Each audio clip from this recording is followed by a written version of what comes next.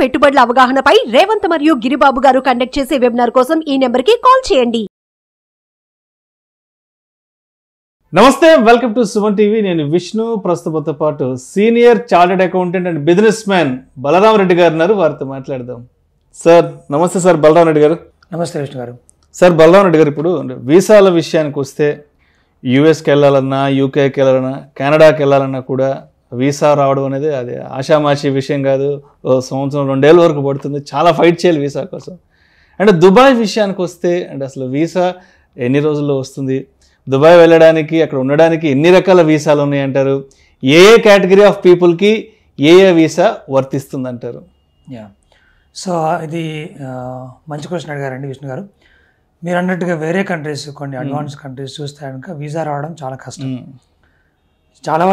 చాలామంది ఎలిజిబుల్ కాదు వీసా రావడానికి. ఫస్ట్ ఆఫ్ ఆల్ ఒక ఎలిజిబిలిటీ ఉన్నప్పటికీ కూడా మనకి వీసా రావాలంటే చాలా time taking process and expensive in some places.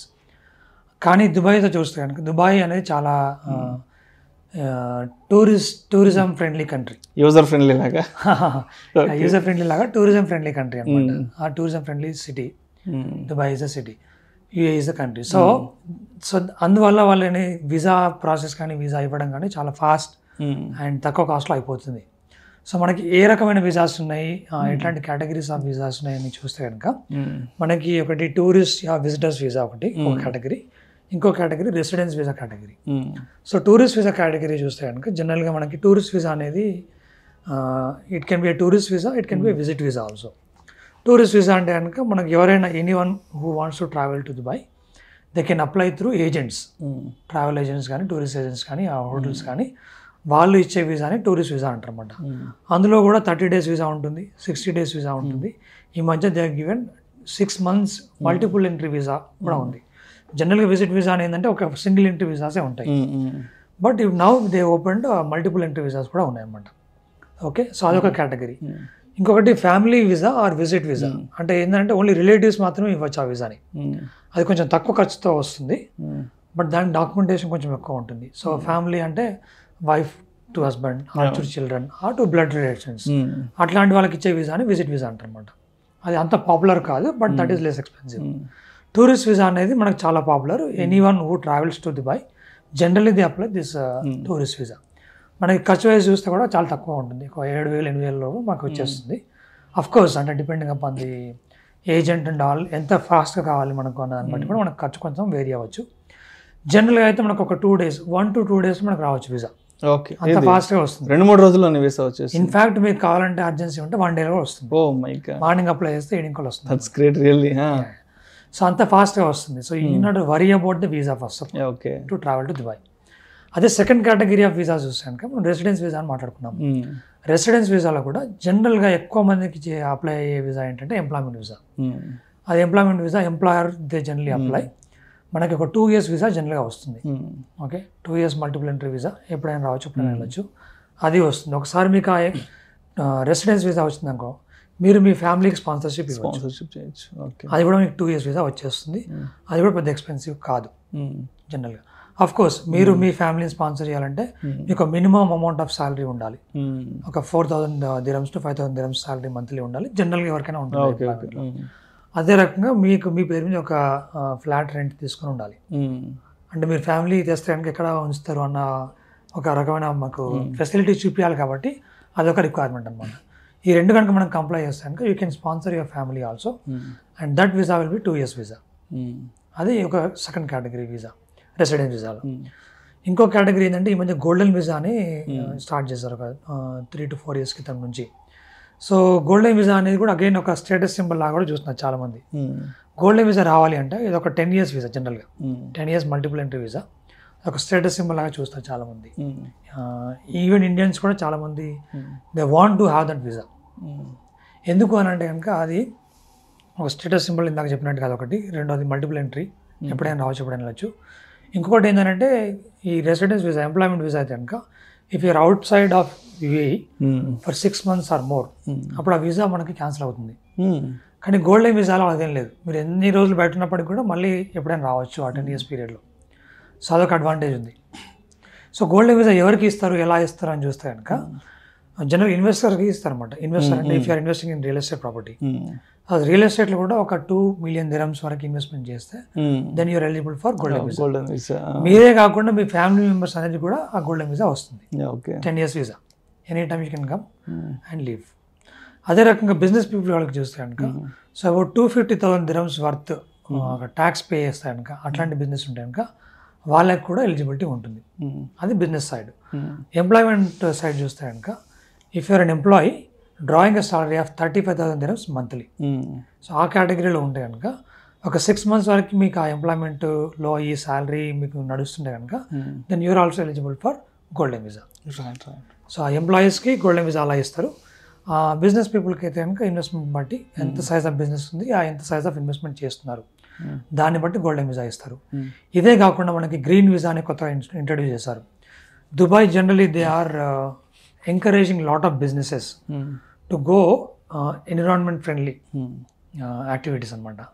So దాని కేటగిరీ కింద ఎవరైనా individuals they are promoting more of environment friendly business or activities, లేదా అట్లాంటి కన్సల్టింగ్ సర్వీసెస్ చేస్తున్నా సో వాళ్ళకి గ్రీన్ వీసా అని ఇస్తున్నారు అనమాట. సో గ్రీన్ వీసా జనరల్గా ఇది 5 years వీసా అలా ఇస్తున్నారు. So it can be renewed each time. So అట్లాంటి వీసాస్ కూడా ఉన్నాయి. ఇన్వెస్టర్ వీసా వస్తాయి. ఇన్వెస్టర్ వీసా అంటే if you our share holder in a company, so దానికి వేరే ఎలిజిబిలిటీ అక్కర్లేదు. షేర్ హోల్డర్ కాబట్టి వాళ్ళకి కూడా 2 years వీసా 3 years వీసా వాళ్ళకి కూడా ఇస్తారు అనమాట. సో ఇట్లా different categories of residence visas ఉన్నాయి. రావడం మాత్రం చాలా ఈజీ మనకి, ఎట్లాంటి పెద్ద లిమిటేషన్స్ ఏమి ఉన్నాయి. We have it for 2 years, we have it for 3 years also, 5 years 10 years ఇట్లా కేటగిరీని బట్టి మనకి పీరియడ్ మారుతుంది. But it is very easy to get అండి. అండ్ అదేవిధంగా దుబాయ్కి ట్రావెల్ చేయాలి అంటే పీక్ సీజన్స్ ఏముంటుందంటే సీజన్ పరంగా, వెదర్ పరంగా అక్కడ ఏ సీజన్స్ బాగా బిజీగా ఉంటుంది, ఏ సీజన్స్లో మనం కొంత ఫ్రీగా వెళ్ళొచ్చు అంటారు. అండ్ అదేవిధంగా ఈ ఫ్లైట్ టికెట్ ప్రైసెస్ కూడా ఏ సీజన్లో ఎక్కువ ఉంటాయి, ఏ సీజన్లో తక్కువ ఉంటాయి, ఫ్యామిలీతో అక్కడికి వెళ్ళి ఒక వారం 10 రోజులు విజిట్ చేసి రావాలంటే? సో చాలామందికి one of the dream place to visit is Dubai. కొన్ని వేరే కంట్రీస్ ఉన్నప్పుడు కూడా Dubai is also one of the best place to travel and visit. So దాని పరంగా చూస్తే మనకి ఏ సీజన్ మనకి బెటర్గా ఉంటుంది, ఏ సీజన్ మనకు కాస్ట్ ఎఫెక్టివ్గా ఉంటుందని చూసుకున్నాక జనరల్గా వాళ్ళకి ఓన్లీ 2 seasons ఉన్నాయి. ఒకటి సమ్మర్, ఇంకోటి వింటర్. సమ్మర్ అండ్ వింటర్ అంతే. రెయినీ సీజన్ అనేది లేదు జనరల్గా. ఓన్లీ లాస్ట్ 1-2 yearsలోనే మనం చూసాము ఆ రెయినీ సీజన్, భారీ వర్షాలు, వరదలు, అది కూడా చిన్న చిన్న వర్షాలు కాదు. Otherwise they don't have rainy season. ఈ మధ్య క్లౌడ్ సీడింగ్ చేయడం వల్ల కూడా వాళ్ళకి they want to maintain that kind of weather అంతే తప్ప అదర్వైజ్ న్యాచురల్గా అయితే వాళ్ళకి ఓన్లీ 2 seasons. అక్టోబర్ నుంచి ఏప్రిల్ వరకు వింటర్, సో మే నుండి సెప్టెంబర్ వరకు సమ్మర్. ఓకే, సో అక్టోబర్ నుంచి మనకి ఏప్రిల్ వరకు చూసుకున్నాక it is busy season for tourist. చాలామంది టూరిస్టులు వస్తూ ఉంటారు. జనరల్గా it is little costly. Okay, but tourism attractions కానీ అక్కడ చేసే ఈవెంట్స్ కానీ జస్ట్ టు అట్రాక్ట్ మోర్ టూరిస్టులు చాలా ఉంటాయి అన్నమాట ఆ పీరియడ్లో. So if you are willing to spend time, quality time, మనకు కొంచెం ఖర్చు ఎక్కువైనా సరే అని అనుకుంటాక మీకు the best period to travel to Dubai is from October to March or April. So ఆ 7 months to 8 months పీరియడ్ అనేది చాలా మంచి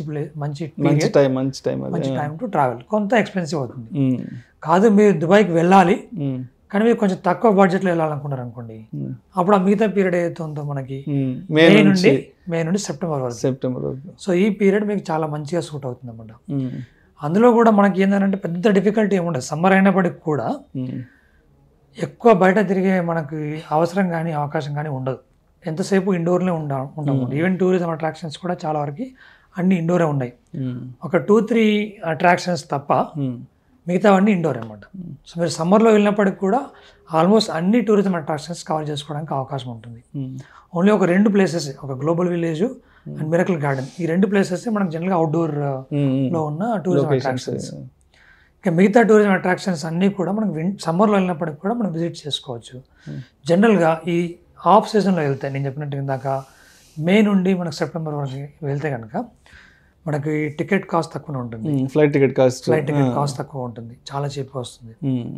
పర్ హెడ్ ఒక 20,000 రూపాయల వరకు చూసుకుంటే కనుక మనకు we can go and come. ఇంకా కొన్ని బడ్జెట్ ఎయిర్లైన్స్ మనకి నాన్ స్టాప్ కాకుండా సింగిల్ స్టాప్ లేదంటే మల్టిపుల్ స్టాప్స్ ఉన్నవి చూసుకున్నా సరే అని అనుకుంటే ఇంకొంచెం తక్కువలో వస్తాయి. అదొకటి. హోటల్స్ అకామిడేషన్ చూస్తే కనుక హోటల్ రేట్స్ ఆఫ్ సీజన్లో ఈ ఏప్రిల్ నుండి మనకు ఆగస్టు సెప్టెంబర్ చూస్తే కనుక మనకు ఇండియాలో ఉన్న హోటల్ రేట్స్ కంటే తక్కువ రేట్స్లో ఇండియా కంటే మంచి quality 5 star 4 star 3 star hotels మనకు దొరికిపోతాయి. Very economical. అండ్ ఈవెన్ లోకల్లో ట్రావెల్ చేయడానికి కూడా మనకి పబ్లిక్ ట్రాన్స్పోర్టేషన్ మెట్రో అనేది చాలా మంచి facility. It connects almost all your tourism attractions in Dubai. అదే కాకుండా మనకి public transportation in terms of buses కూడా చాలా మంచి కనెక్టివిటీ ఉన్న ప్లేస్ ఉంది. బస్సెస్ ఉంటాయి. At the same time availability of taxis number of taxis ఉంటాయి. Any time you can travel. So of సీజన్లో వెళ్తే కొంచెం బడ్జెట్లో వెళ్ళాలనుకుంటే కనుక మీరు డెఫినెట్గా మీకు ఈ ఏప్రిల్ టు ఆగస్ట్ అనేది మంచి పీరియడ్, తక్కువ ఖర్చులో with covering all the tourism attractions వెళ్ళి రావచ్చు అనమాట. So it is the best season to go. Thank you so much Balaram Reddy గారు.